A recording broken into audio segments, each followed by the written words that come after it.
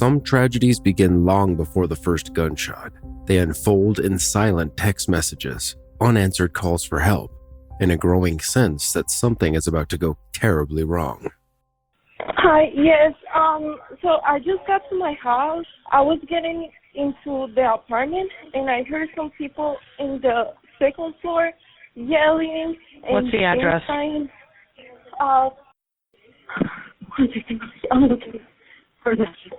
what's your address? Okay. And you heard, hold on one second. What did you hear exactly? So I heard, like, I saw the girl and the baby. They were in the balcony, and she was yelling to the guy, give me the phone, because I'm going to call the police. So you heard yelling? Yes. Your phone's breaking up. Your phone's breaking up, ma'am. You heard yelling? Yes. Okay. I heard yelling. Okay. Which apartment are you in? What is your apartment number? I can't understand you. The phone is breaking up. Hello? Hello? At first, it sounds like a domestic dispute.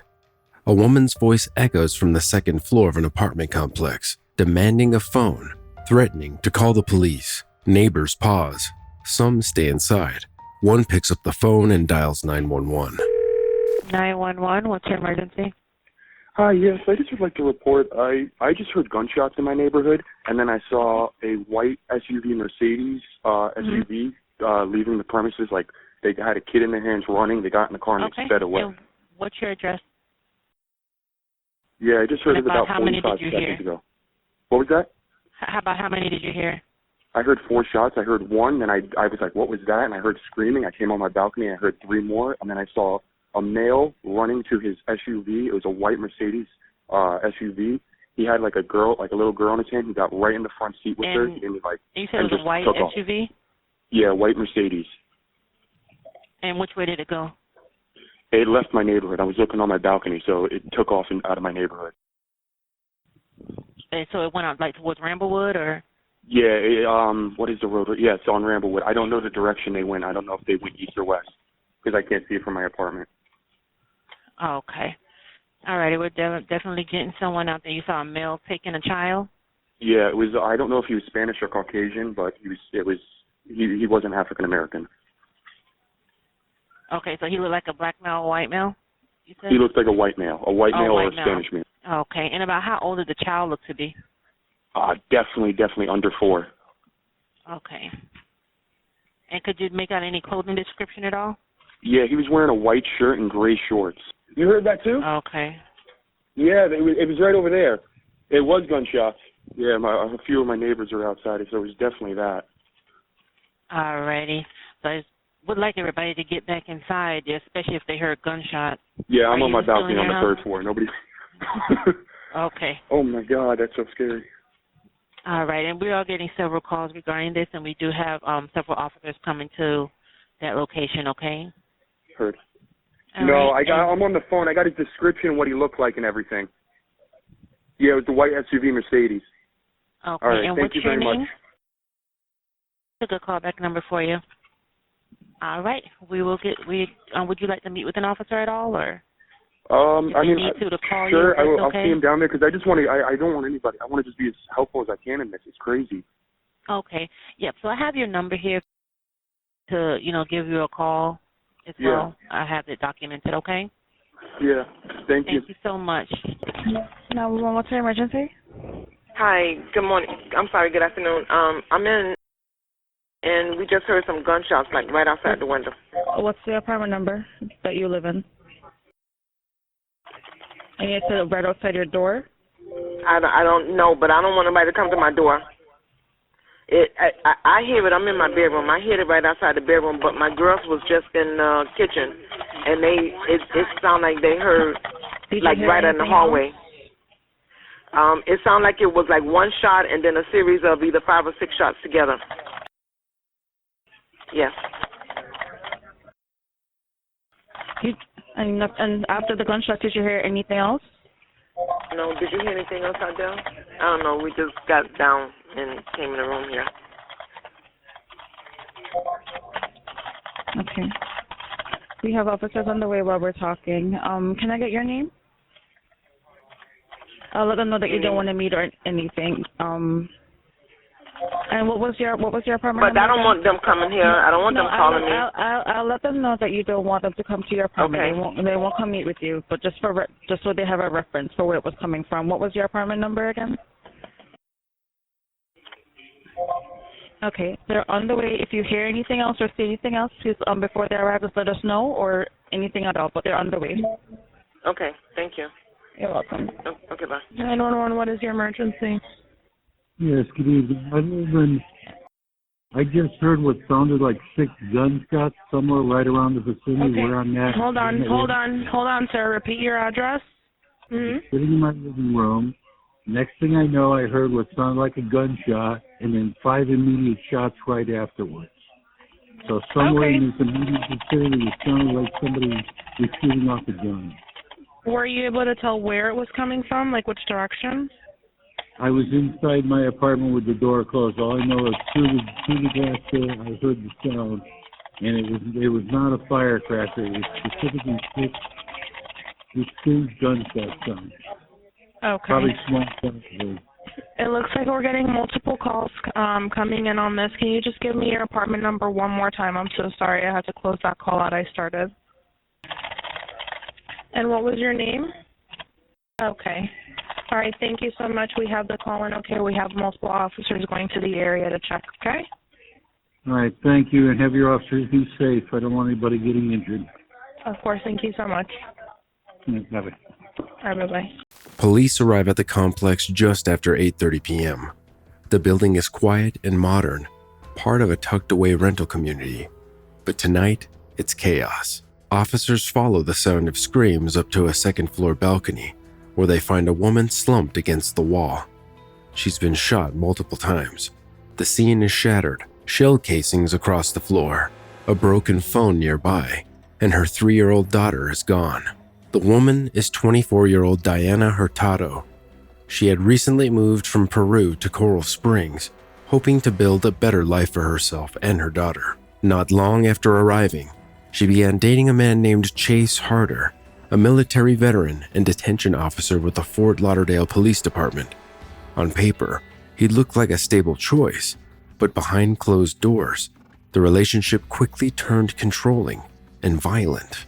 Just over 2 weeks before the shooting, Diana called Coral Springs police and said Harder had threatened to kill her. She read them the messages. One said, "My favorite day will be the day I see blood coming out of your head." Another, "I hope you die." She told dispatchers she was a police officer and would be back in town soon, but when they asked for more details, his name, his location, she went silent. Follow-up calls went unanswered. No officers were dispatched to the apartment. The department later said their hands were tied. Florida's red flag law allows law enforcement to remove firearms from people making violent threats, but only with a court order, and for that, they need evidence and a willing witness. Diana had asked for help, but by the time police arrived, it wasn't to protect her, it was to find her body. Coral Springs, Coconut Creek Dispatch. Hey, that sounded like, I heard what sounded like gunshots. Yeah. Okay, we're on the way there. Did you see anything or just hear it? No, I just heard it. It was like one shot, a brief pause, and then 4 more. And it sounded very rhythmic, too rhythmic to be like a car backfire or firework. Yeah, no. We got a few calls on it. We're on the way there, okay? All righty. Bye. All right, thanks. Coral Springs, Coconut Creek Dispatch. How can I help you? Hey, this is... Oh, I'm sorry, go ahead. I'm sorry. Hey, this is, Bay County? Yes. Coral Springs? Yes. Yeah, so I have a complaint on the line. His phone number, he's a Spanish speaker. He's advising that someone was shot and he saw the fall over the balcony. Okay, and we do have several officers at this location, and you said he is a Spanish speaker? He's a Spanish speaker, yeah. Okay. Okay. And he's on the line? He's on the line. Senor? Okay. Senor? Hello, sir. Ma'am, do you have a telephone number for him? I'm not getting a number that's showing up for him. Okay. All right. Thank you so much. No problem. Hello, sir. Hello? Hi, yes. Do you need a Spanish interpreter? Hold on the line for me, okay? Welcome. Solution. Sure, 103024 for Spanish. 1051. Please hold. Hello, thank you for calling Language Line Solutions. My name is Alejandro. My interpreter ID. Okay, thank you so much. Language line, can you please have my caller confirm the location that he's at? Of course. Usted está llamando al 911. ¿Usted me podrá indicar la dirección de su emergencia? Una disculpa, señor. ¿Me podrá repetir la calle nuevamente? The address is... Oh, I apologize. Let me start over, miss. I do apologize. That is... Okay, in the apartment? Correct. Okay, and... Y claro, en esta ubicación, ¿qué es lo que está pasando? Yes, the thing is that my sister-in-law did call me. She told me that there was a shooting going on and someone did fall off the second floor. Okay, I'm sorry. And just repeat that for verification? Yes, my sister-in-law did call me. She was... The thing is that there was a shooting going on and someone fell from the second floor. And she did not tell me what was going to do. She was having a nervous crisis. Okay, yes. So let him know we have several officers there that's on scene. And just verify, is he there? Claro. Al parecer ya han habido llamadas sobre este caso. Quisiera preguntarle si usted está aquí o solamente su cuñada. It will only be my in-law. She's at that location right now. I'm at the airport. Okay, and does she know which balcony? Claro, ¿usted sabrá qué número de unidad se cayó esta persona? ¿En qué balcón? It would be in the same building, but we would be unsure which one it would be. Oh, okay. And what's his sister-in-law's name? ¿Cuál es el nombre de su cuñada? Claro, definitivamente estaríamos enviando a alguien así. Oh. Very well. In that case, yes, my in-law. And what's a telephone number for her? ¿Usted sabrá un buen número telefónico para ella? ¿Un número de contacto? Para ella. Correcto. Sí, dame un segundo. Yes, allow me one second. Okay, and what's... ¿Y cuál es su nombre suyo, señor? And what's his ¿Y cuál es su número telefónico de usted? Phone number. Okay, in language line, just repeat that number for verification, please. Note that our office... Y claro, muy bien. Solamente quisiera avisarle que en cuanto lleguen los oficiales, más seguro quisieran hablar con su cuñada para ver qué es lo que ha sucedido o si ella tiene alguna... Ella está con los policías en la casa. Está con ella. Yes, that is fine. My in-law has already told me that there is someone there speaking to the officers right now. Okay, perfect. Okay, thank you. Muy bien, perfecto. Okay. Gracias. Have a good one. Bye-bye. Que tengan muy buen día. Hasta luego. This is Ben Sherber speaking. I will now disengage from this call. Thank you so much, man. Thank you. No problem. Bye-bye. As officers continue canvassing the scene, neighbors begin putting the pieces together. One says they saw a man running from the building with a small child in his arms, heading for a white Mercedes SUV. Moments later, the car was gone. The child was Diana's 3-year-old daughter, and the vehicle registered to Chase Harder. Now, with a name, a missing child, and a potential armed suspect on the run, police issue a statewide be on the lookout. Around 11 p.m., nearly an hour after the shooting, Harder shows up at the home of Jordan Chavez, Diana's ex and the father of her child. It's more than 40 miles from the crime scene. He offers little explanation, saying the couple had an argument. He doesn't know where she is. His arms are scratched. His feet are bloody. But the child speaks up. Harder is lying. He hurt her mom. She fell and went to sleep. That's when Chavez calls the police. Bizarrely, around midnight, Harder walks into the Coral Springs Police Department and picks up the phone at the front desk. He tells the operator he believes there's a warrant out for his arrest. He doesn't resist. When officers take him into custody, they find blood spatter on his clothes, dirt on his shoes, and scratches along his arms.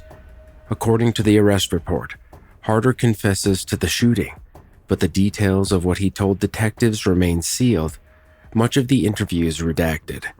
As investigators dig deeper, they begin to understand just how calculated the attack was. Ring camera footage shows Harder disconnecting the device shortly before the shooting. In earlier clips, he's seen pointing a gun at Diana's head. His phone holds more evidence.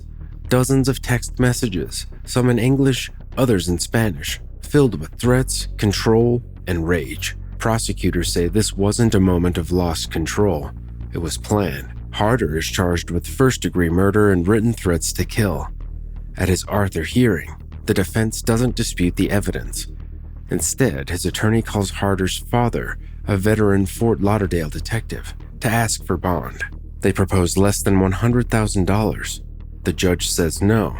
He's held without bail. In the days that follow, Diana's family creates a fundraiser to help send her body back to Peru. Her daughter, now in the care of her biological father, is left to process what she saw and what she lost. Diana's uncle writes on the fundraiser page, "She was a very happy person. She loved to dance.